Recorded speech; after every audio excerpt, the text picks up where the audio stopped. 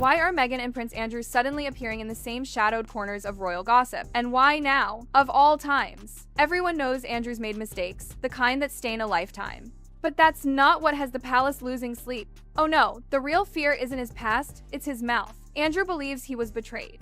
He's convinced he was sacrificed to protect others, and a man who feels betrayed becomes dangerous. Inside those marble corridors, whispers say Andrew holds information secrets that could embarrass powerful figures within the family. Not William, not Edward, but maybe, just maybe, King Charles himself. For years, the Queen protected Andrew. She was his shield, his comfort, his excuse. And Prince Philip, the only one who could scold him into silence. But now, both are gone. The only two who could keep him contained, gone forever. The palace is terrified, not of his scandals, but of his revenge.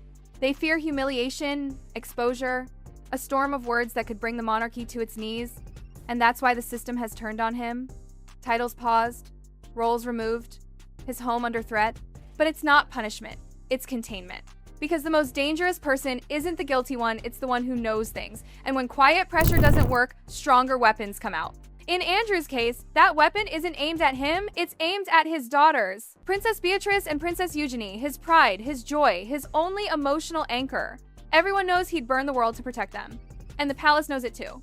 Subtle warnings, sharp as a blade, their titles could be questioned, their status downgraded, their private lives laid bare for the world to devour. Even the hint of exposure keeps Andrew obedient. Then comes money, the palace's favorite lever. Payments whispered through lawyers, promises, withdrawals, negotiations, and finally, threats of exile. Just like the Duke of Windsor banished to silence. The aim isn't to punish him, it's to control him. To make sure he never speaks, never writes, never reveals what he knows. But now, new receipts are slipping into the light and pressure is boiling again, because if there's one thing Andrew still cares about, it's his daughters, and they're not as innocent as people think. For years, Beatrice and Eugenie have been painted as the pure ones, the quiet nieces untouched by scandal. But according to research by Andrew Lowy, that's only half the picture. Behind those smiles, the sisters are far more entangled in their parents' world than anyone's been led to believe. And that, my dear, is exactly why they've become the palace's most powerful tool.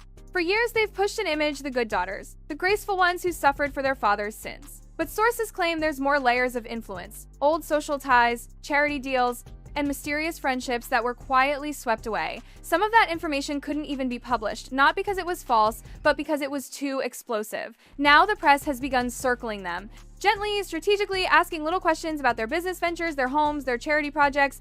Bit by bit, the shield around them is cracking, and Andrew knows it.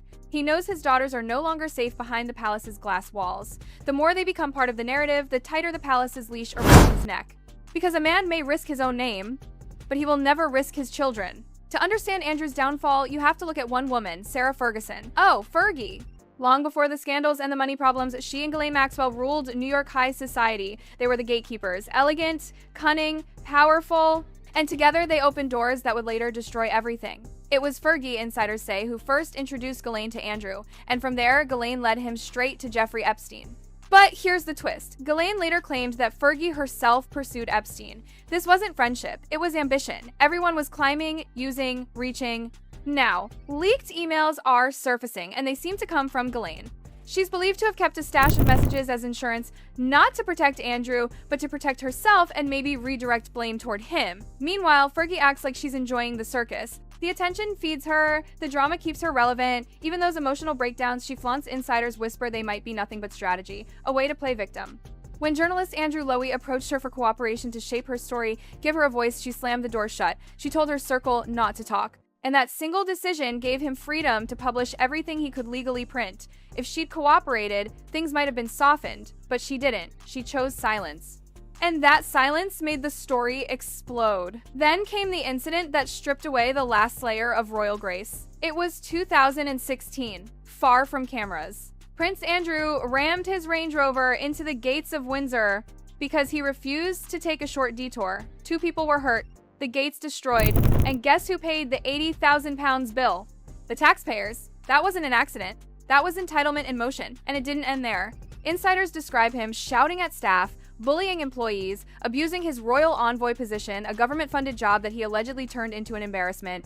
Legal experts even suggest there are grounds for criminal charges, misconduct in public office, destruction of property, abuse of duty. The only question is whether anyone has the courage to act. because for too long, royals were untouchable. But public patience is fading. People are angry, disgusted, tired of funding royal tantrums. Every new detail, every repair bill, every smirk brings the palace closer to a breaking point. The public thinks Andrew's lost everything. But has he? Not quite. He's lost his duties, his public face, his honor maybe, but his titles? Still there. And now the battle over those titles has begun. Remember how Parliament once said only the Queen could strip Harry's titles? Now that it's Andrew's turn, the message has shifted ever so slightly. Parliament says it doesn't want to intervene. King Charles says it shouldn't be his decision alone, both passing the burden back and forth like a burning coal. But the people, they've had enough. Polls say more than 80% want Andrew stripped of everything titles, privileges, even his beloved royal lodge. Other monarchies have done it. Denmark recently cut princely titles from royal grandchildren. And the British monarchy? They've done it before. When a royal becomes too dangerous, too embarrassing, they exile them. Just like the Duke of Windsor. Now, the same whispers are forming around Andrew. Some say Spain. Others whisper Switzerland. Some even mention the Middle East. But sources close to the palace say the decision may already be made and the delay is just about negotiating hush money, protection for the daughters, and crafting an exit that doesn't look like punishment. But make no mistake, this isn't just about Andrew. It's about connections, circles, timing, and the story no one saw coming. Long before Meghan Markle ever walked down that royal aisle, she was already moving in the same social orbit as Beatrice and Eugenie. The same friends, the same stylists, the same parties, the same New York connections. Photos posted around the same times, from the same places. Trips that overlapped. Faces that kept reappearing in the background. Then came the wedding in Jamaica, Tom Inskip's wedding. Meghan arrived by private jet reportedly linked to billionaire Ron Burkle. Harry flew economy. Fergie and Eugenie were there. Andrew was said to be nearby. And yet, Fergie later swore she had never met Meghan until the royal wedding. Really? That doesn't line up with the timeline. Then came another strange story. A source claimed Meghan had once been seen with Andrew at a Toronto hotel years earlier. Not overnight, not romantic, but present. These little fragments don't prove a conspiracy. But they hint at something: familiarity. Introductions, pretending not to have known each other. Even Andrew Lowy admits more work is being done to connect the dots, because these same social circles, Soho, House, Burkle, the elite jet set, they overlap again and again in every royal scandal. And here we are, standing at the edge of a story that's only beginning to break open. The leaked emails we've seen so far, they're only fragments. There are thousands more, locked away, waiting for the right moment, waiting to explode. Some say they came from Ghislaine Maxwell. Some say they're meant to distract from even bigger names, powerful people who orbited Epstein's world like planets around a dark sun. Meanwhile, Andrew is being cornered. His home might be taken. His titles might be stripped. His daughters might be dragged into the mud. And inside the palace, panic is setting in. They're desperate to keep the walls from cracking because if Andrew ever decides to talk, truly talk, the story won't stop with him. It'll move upward to Charles, outward to the Yorks, sideways to Meghan, Fergie, Burkle, and the glittering world that connects them all. William is tightening control, Charles is avoiding decisions, Parliament is stalling, the public is furious. And amid all this, new receipts keep appearing, connecting names, flights, meetings, and friendships that were never meant to overlap. Meghan's path, the York sisters' parties. Fergie's introductions, Andrew's downfall, Harry's legal fury. Separate stories until you place them all on the same table. Then the picture changes, it's no longer random coincidence. It's a tangled web one the palace is desperate to keep from unraveling. Because the moment the next leak hits the next email, the next name, the silence could finally shatter. And when it does, it won't just be Meghan in tears, it'll be the entire House of Windsor.